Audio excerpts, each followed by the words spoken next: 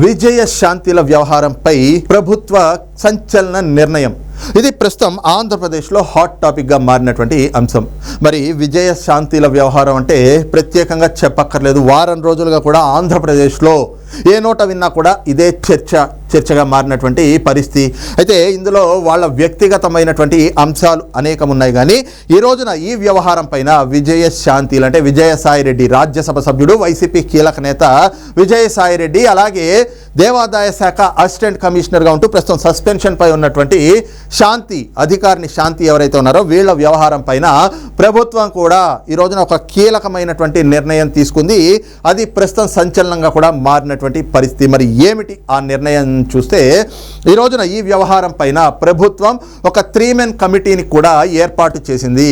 మరి ఈ 3 men committee పూర్తిగా వాడి వ్యవహారం పైన విచారణ జరిపి అందులో వాస్తవాలు ఏమిటి అనేటువంటిది నిగ్గు తేల్చి వీటన్నిటికీ సంబంధించినటువంటి ఒక నివేదికని రూపొందించి ఆ నివేదికను ప్రభుత్వానికి అందజేయబోతా ఉంది ఈ 3 మెన్ కమిటీ.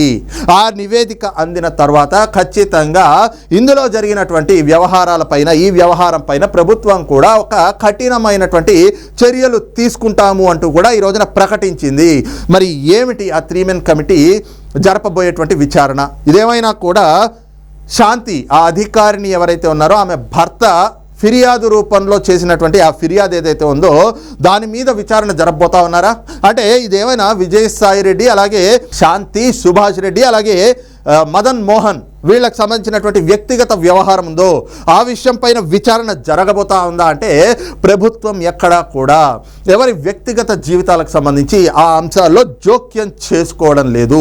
ఆ దిశగా జోక్యం చేసుకునేటువంటి పరిస్థితులు కూడా ఉండవు అని చెప్పి ఈ రోజున మంత్రి ఆనం రామనారాయణ రెడ్డి గారు అయితే కనుక స్పష్టం చేశారు.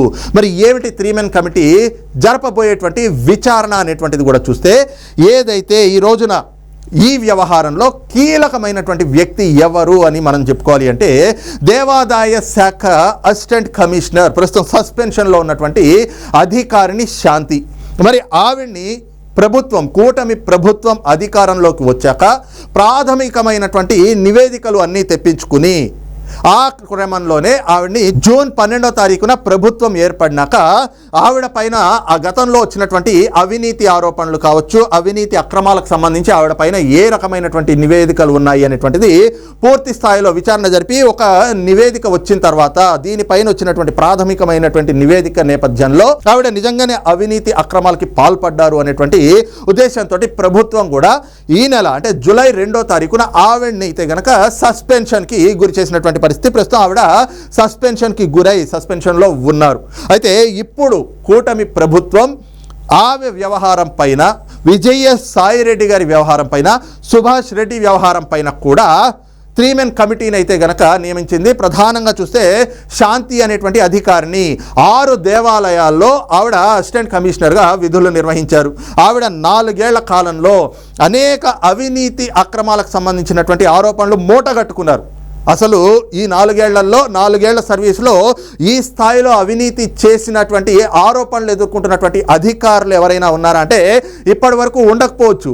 కానీ శాంతి అనేటువంటి అధికారిని ఈవిడ విధుల్లోకి వచ్చినటి నుంచి కూడా పెద్ద ఎత్తున అవినీతి ఆరోపణలు ఎదుర్కొంటూ వచ్చారు. ఎక్కడ పని చేసినా కూడా అక్కడ శాఖకు సంబంధించినటువంటి ఆలయాలు ఏవైతే దేవాదాయ శాఖలో ఉండేటువంటి ఆ ఆలయాలు ఆవిడ విధులు నిర్వహిస్తున్న చోట పెద్ద ఎత్తున అవినీతి అక్రమాలకి పాల్పడుతూ వచ్చారు. అక్కడ దేవాదాయ శాఖకు సంబంధించినటువంటి భూములు ఏవైతే ఉంటాయో వాటిని అన్యాక్రాంతం చేస్తూ వచ్చారని చెప్పి, అలాగే ఆ భూముల్ని కూడా ఇతరులకి కట్టబెట్టేటువంటి ఎన్నో అవినీతి కార్యక్రమాల్లో ఆవిడ భాగస్వాములు అయ్యారు అని చెప్పేసి, అలాగే అడ్మినిస్ట్రేటివ్ ల్యాబ్స్లు ఆవిడ పాల్పడ్డారు అని చెప్పి, అలాగే ఫైనాన్షియల్ ల్యాబ్స్లు కూడా ఆవిడ అధికార దుర్వినియోగానికి పాల్పడుతూ ఫైనాన్షియల్ ల్యాబ్స్లకు కూడా పాల్పడ్డారు అనేటువంటి ఆరోపణలు పెద్ద ఎత్తున వచ్చాయి. వాటన్నిటిపైన కూడా కూటమి ప్రభుత్వం అధికారంలోకి వచ్చాక ప్రాథమిక నివేదిక తెప్పించుకుని ఆ ప్రాథమిక నివేదిక ఆధారంగా జూలై 2వ తారీఖున ఆవిడనైతే కనుక సస్పెండ్ చేసినటువంటి పరిస్థితి. అయితే గడిచిన 5 ఏళ్ల జగన్మోహన్ రెడ్డి పాలనలో ఈవిడ విధుల్లోకి వచ్చిన తర్వాత విశాఖపట్నంలో పనిచేస్తున్నటువంటి సమయంలో అప్పుడు విజయసాయిరెడ్డి అక్కడ వైసీపీ రీజనల్ కోఆర్డినేటర్గా ఉన్నారు, అలాగే రాజ్యసభ సభ్యులు. ఆయన ఏ విధమైనటువంటి భూ దోపిడీలు చేశారు అక్కడ అనేటువంటివి కూడా పెద్ద ఎత్తున ఆరోపణలు మనం చూస్తూ వచ్చాం. ముఖ్యంగా చూస్తే చుక్కల భూములు కావచ్చు, దసపల్లా భూములు కావచ్చు, సాయిప్రియ రిసార్ట్స్ కావచ్చు, అలాగే ఏదైతే దేవాదాయ శాఖకు సంబంధించినటువంటి భూములకు కూడా ఆయన కన్ను పడింది, ఆయన వాటిని కూడా ఆయన కబ్జా కొరల్లోకి పెట్టుకున్నాడు అనేటువంటి ఆరోపణలు కూడా పెద్ద ఎత్తున వచ్చినటువంటి పరిస్థితి.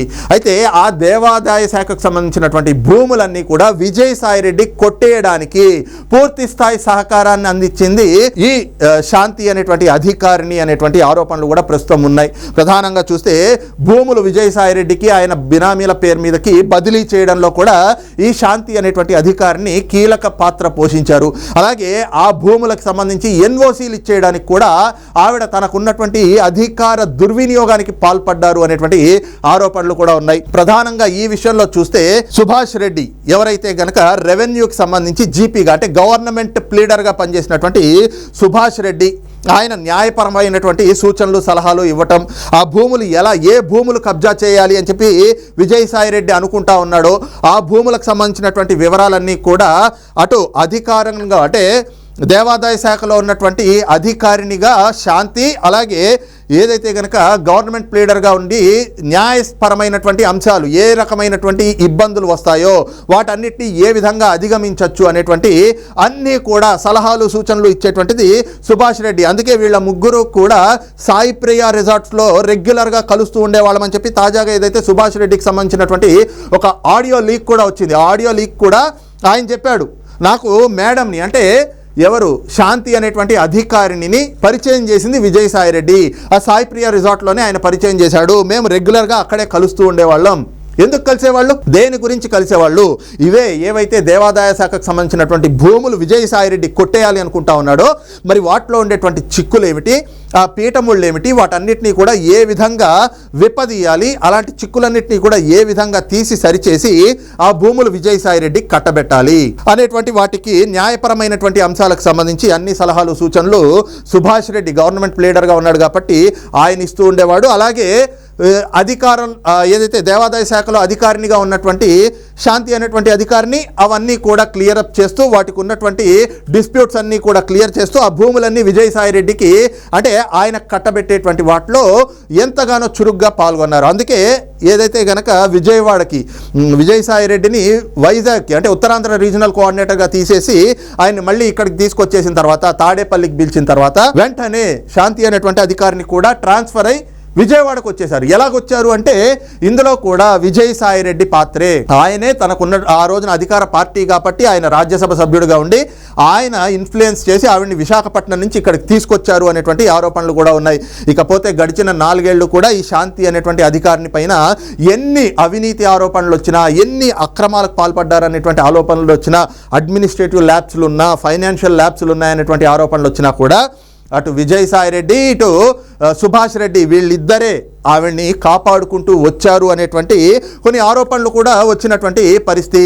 ఈ క్రమంలోనే అసలు శాంతి అనేటువంటి అధికారిని ఆవిడ వ్యవహార శైలి పైన కూడా ఆవిడ ఎంతగానో రూడ్గా ఉండేవాళ్ళు అని చెప్పి అంటే కొంత పొగరుగా వ్యవహరిస్తూ ఉండేవాళ్ళు. అలాగే ఆవిడ పై అధికారుల పైన కూడా విజయసాయిరెడ్డి గారి అండ చూసుకుని ఆవిడ ఒకానొక దశలో దాడికి కూడా వెళ్ళారు, మట్టి విసిరి కొట్టారు అనేటువంటి కొన్ని కథనాలు కూడా మనం చూసినటువంటి పరిస్థితి. అయితే ఈ అధికారిని విజయసాయిరెడ్డి విశాఖపట్నం నుంచి విజయవాడకు వచ్చేసిన తర్వాత ఆవిడ్ని కూడా విజయవాడకి వచ్చేలాగా చేసుకుని ఆవిడ్ని ట్రాన్స్ఫర్ పై ఇక్కడికి తెచ్చుకుని ఇక్కడ కూడా ఆవిడకి కీలకమైనటువంటి బాధ్యతలు అప్పచెప్పారు. ఈ క్రమంలోనే ఆవిడ చేసినటువంటి మరి ఈ సాయానికేనా ఏదైతే 4 కోట్ల విలువ చేసేటువంటి విల్లాని 2,60,00,000 రూపాయలకి సెటిల్ చేసి ఆ డబ్బులు సమకూర్చింది కూడా విజయసాయిరెడ్డి అని చెప్పేసని శాంతి అనేటువంటి అధికారికి భర్త మరి ఏ రకంగా ఇప్పుడు భర్త కాదా అనేది తెలియదు కానీ మదన్ మోహన్ ఆ రోజున సెప్టెంబర్ 2022లో ఏ రకంగా అయితే కనుక ₹1 కోటి ఒక బిల్డర్ దగ్గర నుంచి తీసుకుని వచ్చామని చెప్పి ఆ ఫోటో కూడా తాజాగా ఆయన పెట్టినటువంటి ప్రెస్ మీట్లో చూపించాడు. ఆ తర్వాత ₹1,60,00,000 విజయసాయిరెడ్డి గారి సతీమణి ఆవిడ దగ్గర నుంచి మదన్ మోహనే వెళ్ళి కలెక్ట్ చేసుకున్నా అని చెప్పి అతను కూడా చెప్పినటువంటి పరిస్థితి. మరి ₹2,60,00,000 ఒక అధికారికి ఏకంగా ఒక విలాసవంతమైనటువంటి విల్లా కొనిచ్చాడు విజయసాయిరెడ్డి. అంటే దేనికి కొనిచ్చాడు? మరి రాష్ట్రంలో అంతమంది అధికారులు ఉన్నారు కదా, వాళ్ళెవ్వరికీ కూడా లేనటువంటి ప్రత్యేకత ఆవిడ దగ్గర ఏముంది అంటే ఈ భూములు ఈ విధంగా కట్టబెట్టినందుకు ఆయన దోపిడీ చేయాలనుకున్నటువంటి భూములన్నిటికీ కూడా ఆయన పేరు మీద బదలాయింపు చేసి ఆ ఎన్ఓసీలు ఇప్పించి అలాగే భూములన్నీ కూడా కబ్జాలు చేసి భూములు ఎన్నో కబ్జాలకు కూడా గురయ్యేలాగా చేసినందుకు ఈ రోజున ఆవిడకి ఈ రకంగా ఈ విల్లాలు ఇవన్నీ కొనిచ్చాడా? ఇవన్నీ కూడా వీటన్నిటిపైన కూడా ఈ 3 మెన్ కమిటీ ఏదైతే ఉందో, ప్రభుత్వం ఏర్పాటు చేసినటువంటి 3 మెన్ కమిటీ పూర్తిగా కూడా లోతైన విచారణ జరగబోతా ఉంది. వారం నుంచి 10 రోజుల్లో దీనిపైన ఒక నివేదిక కూడా ఇవ్వాలి అంటూ ఇప్పటికే స్పష్టమైనటువంటి ఆదేశాలు కూడా సంబంధిత దేవాదాయ శాఖ మంత్రి ఆనం రామనారాయణ రెడ్డి గారు ఆ 3 మెన్ కమిటీకి ప్రభుత్వం తరఫున ఇచ్చినట్లుగా కూడా తెలుస్తోంది. ఈ క్రమంలోనే ఈ 3 మెన్ కమిటీ ఇచ్చేటువంటి నివేదిక ఏదైతే ఉంటుందో ఆ నివేదిక ఆధారంగా అటు శాంతి అనేటువంటి అధికారిని పైన, అలాగే ఏ రకమైనటువంటి దోపిడీలకి ఆవిడ సహకరించారు, ఎలాంటి అక్రమాలకి ఆవిడ పాల్పడ్డారు, ఏ రకమైనటువంటి అవినీతి కార్యక్రమాలు ఆవిడ చేశారు, అలాగే ఈ భూములన్నీ కూడా ఎవరెవరికి కట్టబెట్టారు, ఇందులో విజయసాయిరెడ్డి పాత్ర ఏమిటి, సుభాష్ రెడ్డి పాత్ర ఏమిటి, అసలు పూర్తిగా ఈ శాంతి అనేటువంటి అధికారిని చేసినటువంటి పాపాల చిట్టా ఏమిటి, వీటన్నిటిపైన కూడా నివేదిక వచ్చిన తర్వాత దానిపైన చట్టపరమైనటువంటి చర్యలు కూడా ఖచ్చితంగా తీసుకోబోతున్నాము అని చెప్పేసి ఈ రోజున మంత్రి ఆనం రామనారాయణ రెడ్డి గారు కూడా ప్రకటించినటువంటి పరిస్థితి. ఈ క్రమంలో మరి ఏ రకమైనటువంటి చర్యలు ఉండబోతా ఉన్నాయి, అసలు ఏ రకమైనటువంటి అవినీతి జరిగింది అనేటువంటిది కూడా విజయ శాంతిల వ్యవహారంలో ఏ రకమైనటువంటి అవినీతి అక్రమాలు జరిగినాయి, ఏ విధంగా భూ దోపిడీ అయింది. మరి ఈ రోజున ప్రభుత్వమే స్పష్టంగా చెప్తా ఉంది, కొన్ని వందల వేల ఎకరాల భూమి ఈ రోజున కబ్జాకు గురైంది. మరి దేవాదాయ శాఖకు సంబంధించినటువంటి భూమి కబ్జా కొరల్లోకి వెళ్ళింది అంటే మరి అది ప్రభుత్వానికి ఏ రకమైనటువంటి ఈ అప్రతిష్ట పాలు చేసేటువంటి అంశం. కాబట్టి దేవాదాయ శాఖకి జరిగేటువంటి నష్టాన్ని కూడా ఏ రకంగా పూరించబోతా ఉన్నారు, మరి ఈ వ్యవహారంలో విజయశాంతిల వ్యవహారంలో ఎలాంటి చర్యలు తీసుకోబోతున్నారు అనేటువంటిది స్పష్టం అవ్వాలి అంటే మాత్రం మరొక వారం నుంచి 10 రోజులు వేచి చూడక తప్పని పరిస్థితి. మరి ఈ అంశం పైన మీ అభిప్రాయం ఏమిటనేటువంటిది కూడా కింద కామెంట్ సెక్షన్లో మెన్షన్ చేయండి. Thank you.